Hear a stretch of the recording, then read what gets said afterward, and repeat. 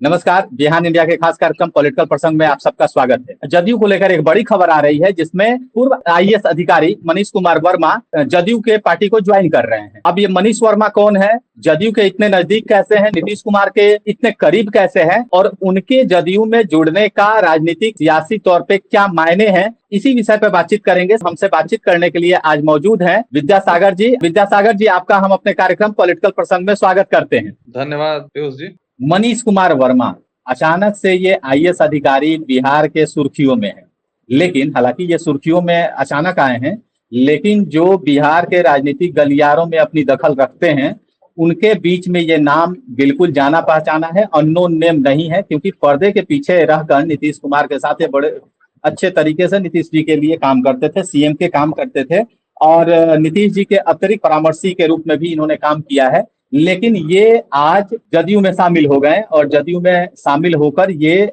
विधानसभा चुनाव जो चर्चाएं हैं उसके अनुसार ये विधानसभा चुनाव देखेंगे। आरसीपी सिंह के बाद एक दूसरे आईएएस अधिकारी की जदयू में इस तरह से एंट्री कराई जा रही है। इसी को लेके हम बातचीत करेंगे। थोड़ा सा हम इनके बारे में बता दें कि 2000 बैच के उड़ीसा कैडर के अधिकारी रहे हैं। उसके बाद से ये बिहार आ गए। बिहार आकर इन्होंने अच्छा नीतीश जी के साथ काम किया, और नीतीश जी के गृह जिले से भी आते हैं। मैं आपसे ये जानना चाहूंगा विद्यासागर जी, क्या आरसीपी सिंह का रिप्लेसमेंट है मनीष कुमार वर्मा? पहला सवाल तो ये। और दूसरा कि इस लोकसभा चुनाव के पहले भी इनकी चर्चा थी कि इनको टिकट दिया जाएगा, शायद नालंदा से देने की भी बातें हो रही थी। तो अभी क्या लगता है कि जिस तरह से एक सीटें राज्यसभा की मिली है, क्या राज्यसभा की सीट इनको दी जा रही है? और जदयू पार्टी के अंदर इनकी भूमिका क्या होने जा रही है, जिस तरीके से सभी पार्टियां बिहार में अब अगले चुनाव की ओर, यानी अगले विधानसभा चुनाव की तरफ देखे जा रहा है, वो सारे की सबकी नजर जो है 2025 के, या फिर कह लीजिए जिस तरह से चर्चाएं तो ये भी है कि इस साल के अंत में भी वो चुनाव हो सकते हैं बिहार के। तो बिहार के विधानसभा चुनाव के लिहाज से मनीष कुमार वर्मा की एंट्री जदयू के संगठन और इनका जो संसदीय दल है, क्या भूमिका होने जा रही है? क्यों अचानक से इनको शामिल कराया गया है? क्या है आपके पास सूत्रों के अनुसार, आपके जो सूत्र हैं क्या कह रहे हैं, क्या चर्चाएं? देखिए, मनीष कुमार वर्मा एक अच्छे अधिकारी रहे हैं, एक कड़क अधिकारी के रूप में जाने जाते रहे हैं। उनका काम भी अच्छा रहा है। नालंदा जिले से आते हैं, उड़ीसा कैडर के अधिकारी थे। नीतीश कुमार ने उन्हें उड़ीसा से जो है कैडर चेंज करा के बिहार कराया, शायद 2012 में। 2010 या 12 यही समय रहा होगा। 12 में ये पटना के डीएम भी रहे 2014 में। और जब गांधी मैदान हादसा हुआ था और जीतन राम मांझी मुख्यमंत्री थे, उस समय जीतन राम मांझी ने कार्रवाई करते हुए इन्हें हटाया था पटना डीएम से। तो एक ये थोड़ा सा इनका बैकग्राउंड था, लेकिन मुख्यमंत्री के परामर्शी के रूप में ये काम करते रहे, और जदयू के लिए रणनीति बनाने में इनकी भूमिका रही है। वो रणनीतिकार रहे हैं, और एक भूमिका रही है। पर्दे के पीछे से काम करते रहे हैं, पीछे से ये काम करते रहे। मुख्यमंत्री के परामर्शी के रूप में क्या है, अतिरिक्त परामर्शी का काम क्या है? परामर्श देना। तो उनके जो है पार्टी के भी ये में जैसा चर्चा है, पता नहीं अब क्या है, लेकिन चर्चा यही था कि इनका रोल पहले से रहा है। इस लोकसभा चुनाव के दौरान भी अगर हम देखें तो कई ऐसी तस्वीरें सामने आई जिसमें यह गांव-गांव में जाके बहुत ही शालीन तरीके से ये प्रचार कर रहे थे, बिना कोई तामझाम के, बहुत सिंपल तरीके से। कौशलेंद्र जी के भी प्रचार में, नालंदा में भी इनकी बड़ी भूमिका रही है। कौशलेंद्र जी को चुनाव जिताने में वहां भी प्रचार किया। और मुझे याद आ रहा है, आपने जो बातें कही तस्वीरों की, तो नीतीश जी के हेलीकॉप्टर जो दौरा हो रहा था प्रचार में, उसमें भी कई जगह ये नीतीश जी के साथ भी दिखे हैं, मुझे जो याद आ रहा है ये तस्वीरें। जी बिल्कुल बिल्कुल। लेकिन ऐसे भी बहुत शालीन तरीके से, बिना कोई तामझाम के, जैसे जदयू के कोई नेता जाते हैं तो बहुत वो मीडिया को ये करके रखते हैं, या फिर पूरे तामझाम के साथ जाते हैं प्रचार वगैरह में। तो ये शालीन अधिकारी रहे हैं, शालीन व्यक्ति हैं। तो बहुत ही जो है वो सिंपल तरीके से गांव में गए, लोगों से मिले, और वहां नुक्कड़ सभा, और जैसे पार्टी का अदना सा कार्यकर्ता जो एक बिना कोई पद धारक जो होता है, जिस तरह से काम वो करता है, उस रूप में इनका काम जो है, उस रूप में इनकी सभाएं जो है वो नजर आई लोकसभा चुनाव के दौरान।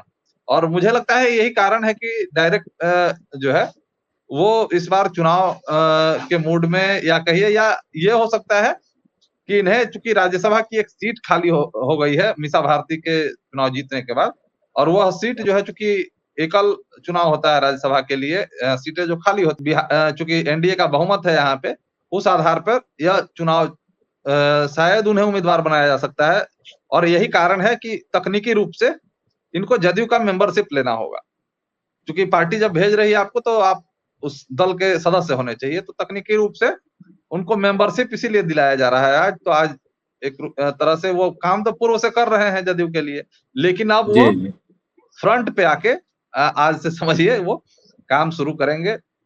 और राज्यसभा के में जो है उनकी सीट लगभग पक्की मानी जा रही है, इसलिए कि एक सीट जदयू को मिलना है।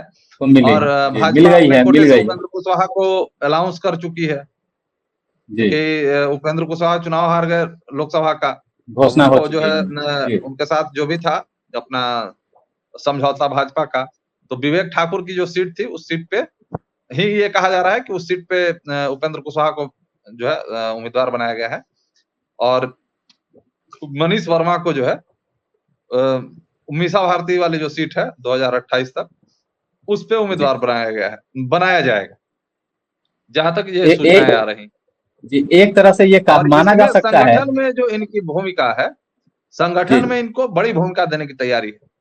जो सूचना है जी उसके मुताबिक ये राष्ट्रीय महासचिव संगठन बनाए जा सकते हैं, ये और बहुत पूरे बड़ा पद होता संगठन है की किसी जिम्मेवारी संगठन का और चुनाव मैनेजमेंट ये इन्हीं के जिम्मे है, आने वाले विधानसभा चुनाव का रहने वाला है। जी मतलब एक तरह से आप कह सकते हैं कि आरसीपी सिंह का जो पूर्व में रोल था, वो अब रोल जी यह अदा करेंगे जदयू कहने के वाले तो लिए। ये भी कह रहे हैं कि नंबर 2 की अब नीतीश जी के उत्तराधिकारी भी होंगे। क्या आपको ऐसा लगता है नीतीश जी के जितने उत्तराधिकारियों की चर्चा हुई है अभी तक सारे के सारे निपट गए, सारे उत्तराधिकारी मनीष वर्मा टिक पाएंगे? मैं देखिए आपसे एक जी जी उत्तराधिकारी जी तो जनता लाइटर तय नोट करती है। बताइए जी उत्तराधिकारी तो जनता तय करती है। उत्तराधिकारी ठीक है, पार्टी में भूमिका है, तो पार्टी में शरद यादव से लेकर जॉर्ज फर्नांडिस से लेकर सब निपटाए गए। सब ये निपटाए नीतीश जी की गए एक पार्टी एक है, करके वहां सब एक एक निपटाए करके चले गए, सबका नंबर आता गया एक एक करके सबका नंबर आता गया और ललन सिंह तक निपटाए गए। जी लेकिन ललन सिंह कमबैक की और केंद्र में अपना जो है मंत्रिमंडल में जगह बनाने में सफल रहे। अभी जी जो है कार्यकारी अध्यक्ष के रूप में संजय झा को जी बनाया गया है। संजय झा भी जी भाजपा से आयातित नेता है। तो जी देखिए, लेकिन जो मुख्य भूमिका है, नीतीश कुमार हमेशा अपने साथ एक जो महत्वपूर्ण चीज यह है कि नीतीश कुमार हमेशा अपने साथ जो है किसी एक नेता पे भरोसा करके नहीं चलते हैं, और करना भी नहीं चाहिए अगर आप राजनीति में हैं और राजनीतिक दलों में हैं। तो चूंकि पार्टी का पूरा कंट्रोल जो है किसी एक व्यक्ति के हाथ में देने के बाद जो है वो कब किस परिस्थिति में क्या हो जाएगा इसको लेकर कुछ कहा नहीं जा सकता है, राजनीतिक संभावनाओं का जी खेल है। तो जी उस परिस्थिति में संगठन पे कमांड के लिए नीतीश कुमार ने शुरू से जो है वो अपने खास जो रहते हैं उनको वो लगाते हैं। तो संजय झा को इन्होंने आगे किया है, तो संजय झा को जी बैलेंस करने के लिए इन्होंने मनीष जी वर्मा को लगा दिया। अब संजय झा जी बहुत उड़ नहीं सकेंगे।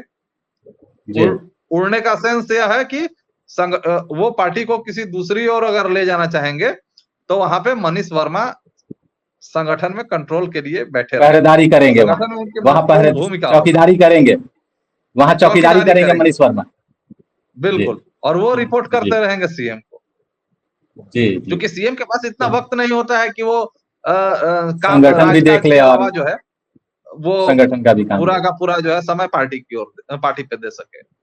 इसलिए जी मनीष वर्मा को वहां पे नीतीश लाया कुमार जाए के आंख के रूप में वो बिठाया जा रहा है। अगर आपको हमारा वीडियो पसंद आया हो तो बिहान इंडिया के चैनल को लाइक कीजिए, सब्सक्राइब कीजिए और अपने परिवार और अपने दोस्तों के साथ शेयर करना ना भूलें। साथ ही हमारा बेल आइकन भी जरूर दबाएं और हमारा चैनल ट्विटर, फेसबुक और यूट्यूब पे है, तो तीनों जगह अपना सपोर्ट जरूर दिखाएं।